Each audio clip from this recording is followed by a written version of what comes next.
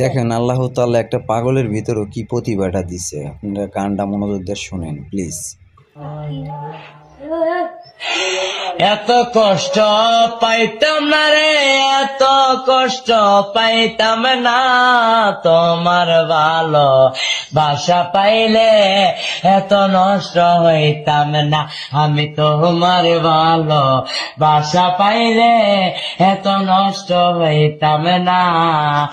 জানতাম না প্রেমিক কারে বলে, ও বেবেন জানতাম না প্রেমিক কারে বলে, তুই আমারে শিখাইলি